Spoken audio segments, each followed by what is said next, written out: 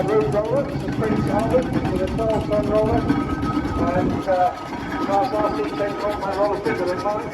The main is early overhead slide valve design cylinder. Dispatched on 8th of May 1901 to Alfred Williams in Coombe, Tudor agency of Jacob of Tottenham. And anyway, it's a complete restoration. It was completed in 2012. It's the first steaming in approximately 80 years. Prince Albert was passed as the fifth family after the Great Northern Steam Fair Roller Special in 2013. In July 21, it was purchased by the present owner and owned and driven by Jack Brown. And steered by Mr. Roy Hodder. And Ailing Hodder built more steam rollers than all the other manufacturers put together. And they all have a horse on the front. There is a reason for that, and if you find me in the beer tent later, I will tell you.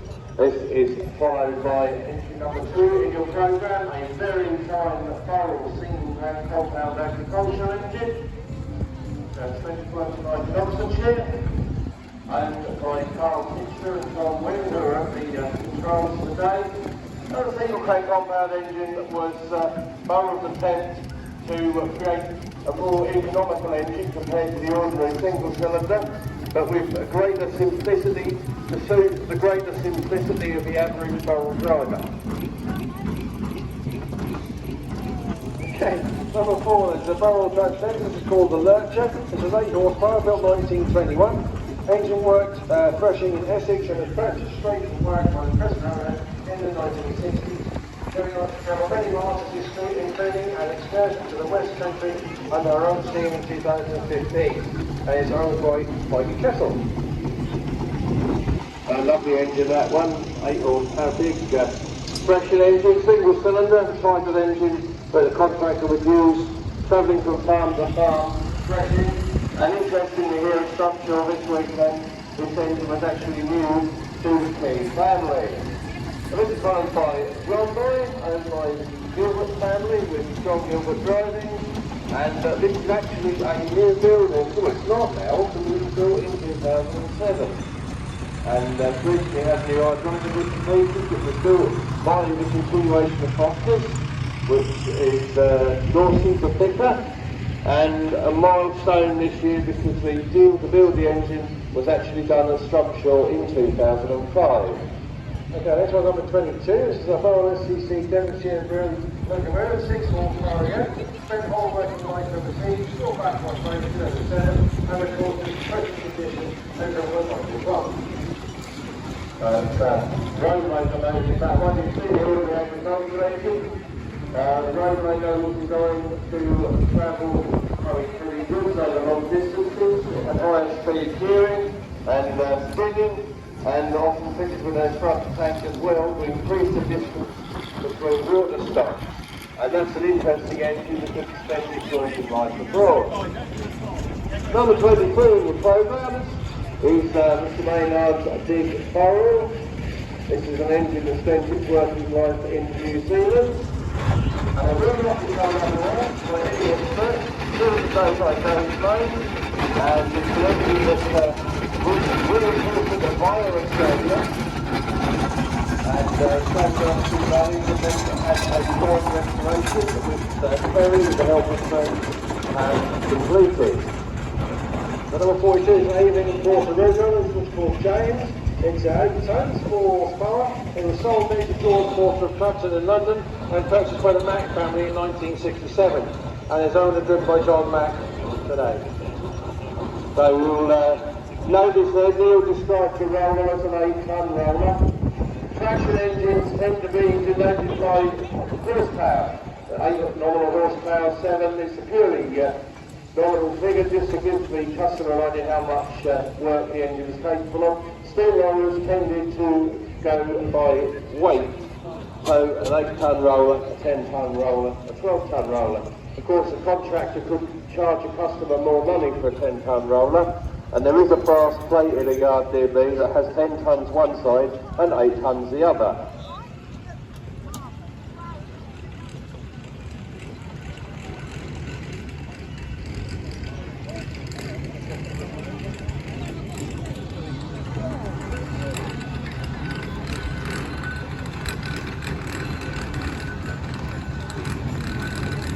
So we've got a little lull in proceedings now, which is nothing to do with Bowman being a lot slower than Avelings.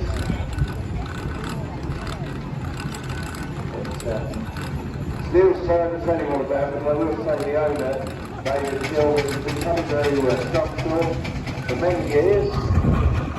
But last year was his first season as an engine owner in his own right when he bought his roller. And so this is his first Strumpshaw rally as an engine owner in his own right.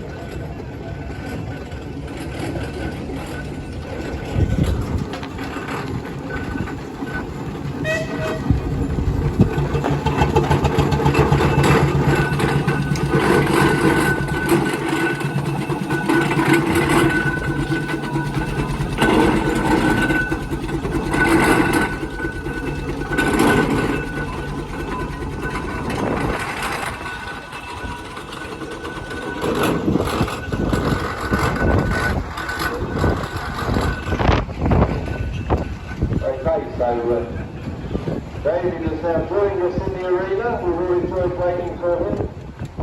Fowler leads and everyone else follows.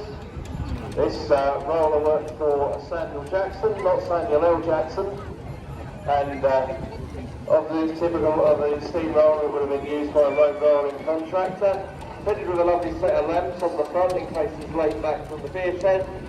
And a very smart machine.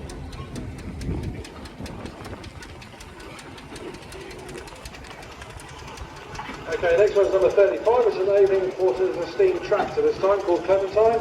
It's a 4 horsepower, built 1920, supplied as one of a batch of 4 steam trains for Hertfordshire, Herefordshire train council, used until the mid-1950s for haulage and specials. Previously rallied by Peter Williams, he travelled 15,000 miles events under steam, and was purchased by his present owners in 2023, and already has travelled many miles under his own steam again, as owned by Jamie and Emily Jennings.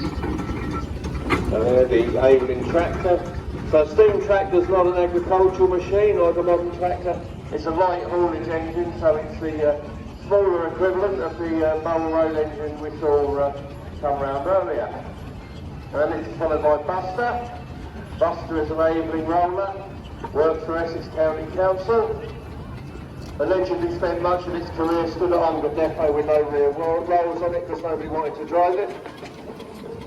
Has the accolade of being the roller that Trevor has spent his worst day ever on a road with a steam engine ever in his life.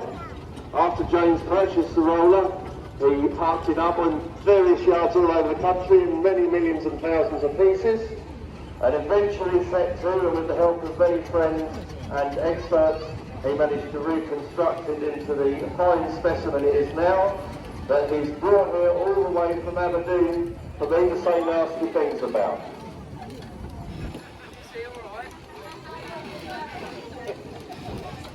Okay, next one is a Marshall convertible steam tractor called the Herbert. It's 5 horsepower, built 1901. Engine spent his first 3 years of work life on a farm in Scotland. 1914 was sent to France where it moved guns and ammo for the war effort. Returned to England in 1919 to Devon County Council and was converted to a roller. It was rebuilt as a traction engine in the mid-1970s and has been purchased by present owners July 2012. As owned and driven by Peter and Jenny Cooper. There we are, long-term exhibitors, Pete and Jenny here at Strumpshaw. Peter Wogan previously pointed out just how many years he's been coming here with the various engines and things. He's holding the number up, I ain't got a program. It's Mr. Mason's Dutch there. It's a 9-inch folded apartment, stroke bus. Very smart machine, built a few years ago. And very nice, I understand she was up in the playpen or in the top ring, giving rides during the public steering. So very nice. Okay, next one is a Garrett 4CD steam tractor called That'll Do, and 4 horsepower, built 1919. Was new to Almaston Rural District Council, and she was ordered with special hind wheels and particularly solid rubber tyre. Don't be careful with the engine and vessel, then there is information and no military railway involved on the terms. Sorry. Extensively overhauled by a previous owner, being framed of Townsley in Derbyshire, purchased by the present owner in 2022, as owned by David Ford. There we are, very smart engine, and this is fitted with the later type of rear wheels that Garrett's fitted to their 4CD tractor. A popular tractor, but very prone to wear in the gears apparently. This is followed by Mr. Way, who is beckoning me over. I'll let you stop first. I haven't got my yellow coat on, I shouldn't be doing this. Yeah.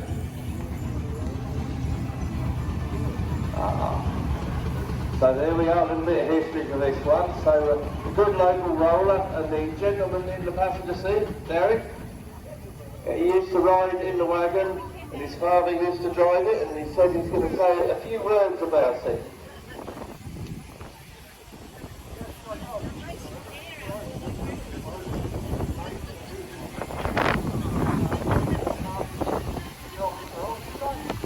The Lake Gurney many years ago, past spraying and other aspects of road work. So thanks very much for that, Derek.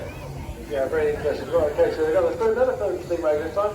This is tiny, it's 6 tons. It's built 1926. It was due to Edmund Devonish of Raleigh in Essex, been in preservation since 1963, and travels 20 miles each year under its own steam. And it's owned and driven by Andrew and Nicky Caldo.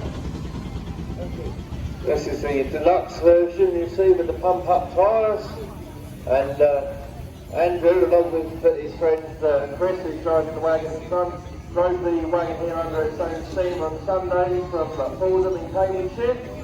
A good trip, a nice comfortable wagon like that, get along nicely. He has a beautiful train sitting around behind it when he travels. This is followed by Mr. White's ex-King's Foden steam wagon, 6-ton wagon this one. And as you can see, they are the forerunner of the modern lorry. Now what's known as an overtime wagon, they have the engine over the top of the boiler, and underneath has it underneath. Last night we had a few years of my mate got too density. That morning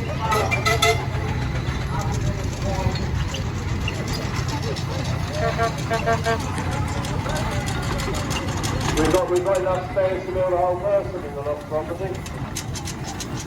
So there we are. So that's the Foden wagon. Or Mr. White. Oh, very good, very good. Right, okay, next to 39 is a Garrett steam tractor. This is Adventurer. It's 4 horsepower.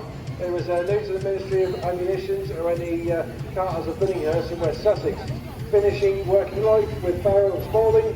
Has a preservation hours in Buckinghamshire and Cambridgeshire, and today is owned and driven by Paul Bloom. There we are, that's an engine that's been here before in its previous ownership, and it's nice and set back here at Strumpshaw.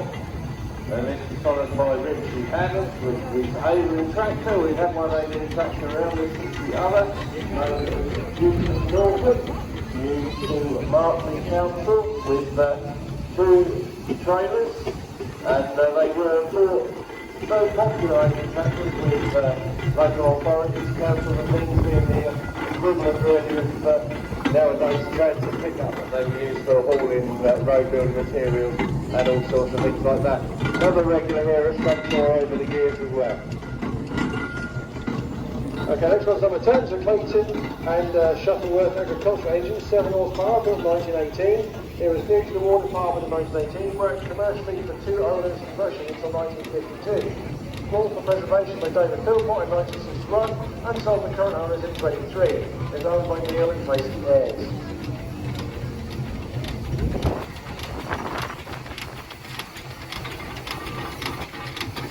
Well, apparently this is named after the cat, which is living in the suntan. But I'm just a commentator. An interesting as well, you see a lot of the engines here are lined out. This one isn't, and I'm told by Neil that that is correct for a ministry spec plate traction engine. And that's followed by number 8. Number 8 is the Duchess. Well, single spec compound engine, another one which we've seen here many times in the past. This one fitted with a half cab.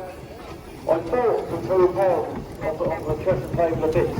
A lovely picture of this in the park here at Strumpshaw in the mud in the 1970s with the winch rows out. It had many owners, all in Norfolk, when it was bought by Christine Haylock. She's the first owner outside the county of Norfolk.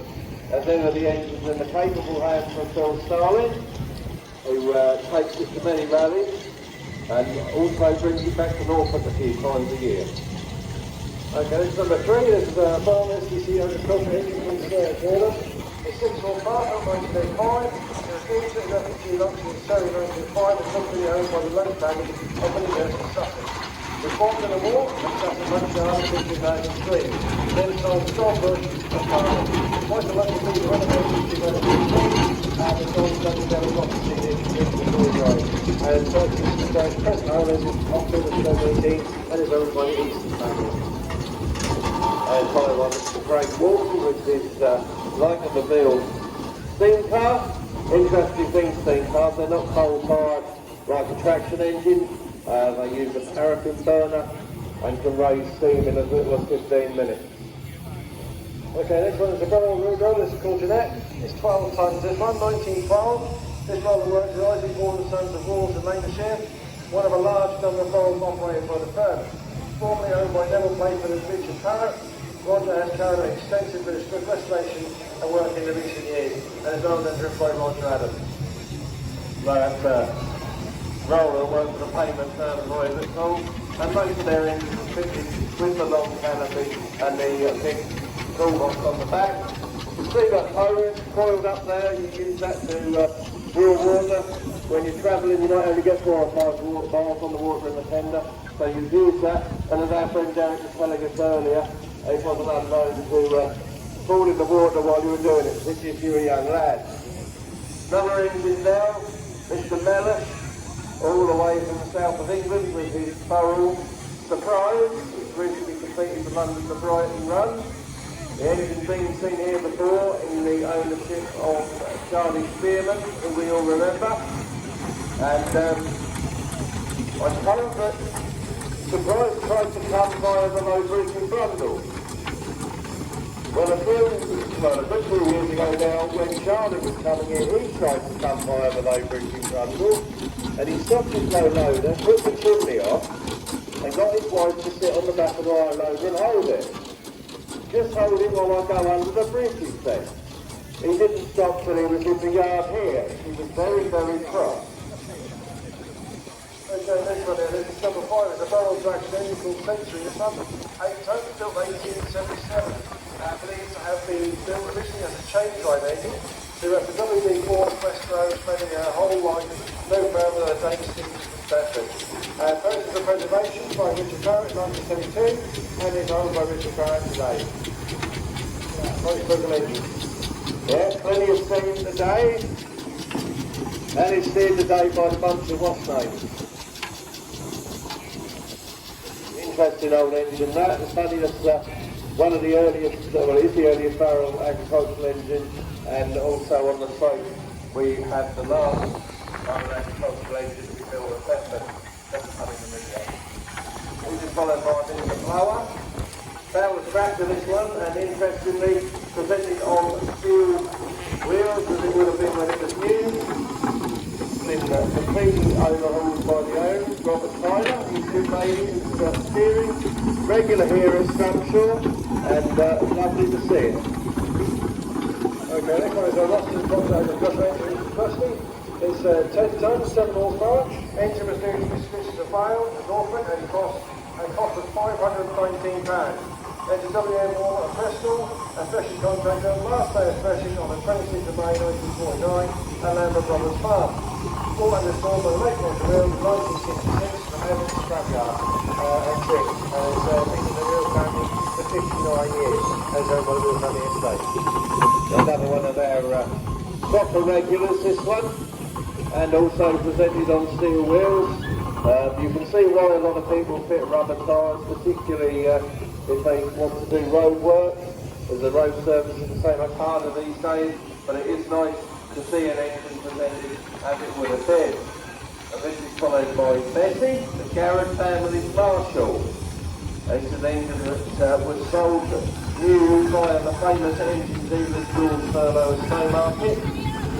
Spent all its commercial life with one owner, and more recent years it's been purchased by Sean and his family, and it's recently undergone boiler work, a new firebox and all the rest of it, and a painful process as I can tell. And that's given today by Sean and Barney Garrett. Another one of my road rollers here, this is the Ruston Hornsby Road Roller, 12.5 tons of run, till 1922.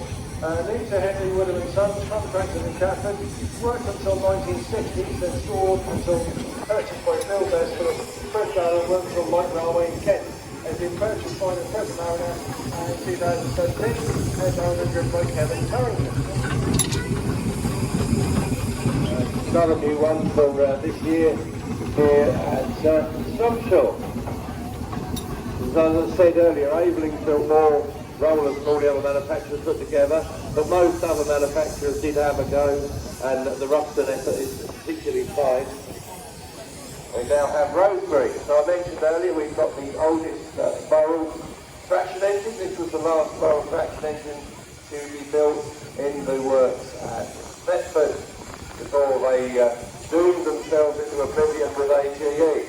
Owned by the Freeman family from Ford End, always immaculately turned out, and pleasure to see it here.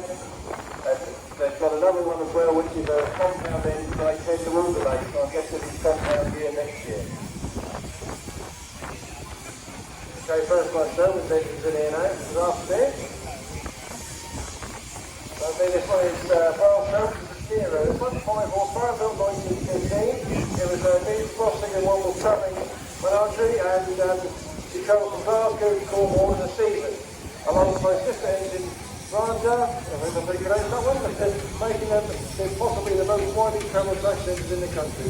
Zero was named after a lion, which is part of the menagerie as well, and it's owned by William Beavis and family. So the travelling menagerie was the forerunner of the zoo, really. You used to have a show that travelled from town to town, featuring real wild animals. And one was actually originated from my part of the country, from Wendham Loft. And he went on to found his menagerie, which travelled the length of the rest of the country initially. And the engine has been thoroughly restored, but not overdone, not optimised like some engines have been.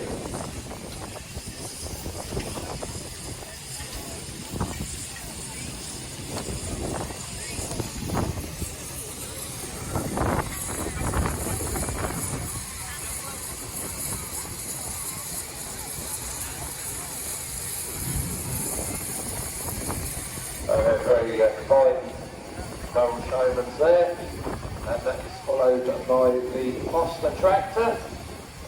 So we've had Aveling tractors. This is the Foster. This one worked for Dagnalls Limited of Cricklewood.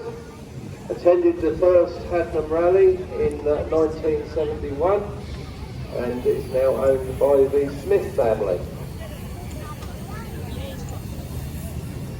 Okay, next car is our Sensible steam wagon, the Tiger, this one. It's 7 tonnes, built 1934, and is owned and driven by the Smith family. And he had no delivery there.